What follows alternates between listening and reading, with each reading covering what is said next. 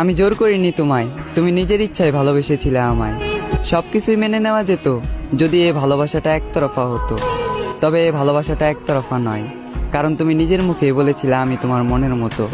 তোমায় পেয়ে ভুলে গিয়েছিলাম, এ মনে দুঃখ ছিল যত। থাকতে পারবো না জেনেও তুমি চলে গেলে, কষ্ট পাবো জেনেও তুমি মন ভাঙলে।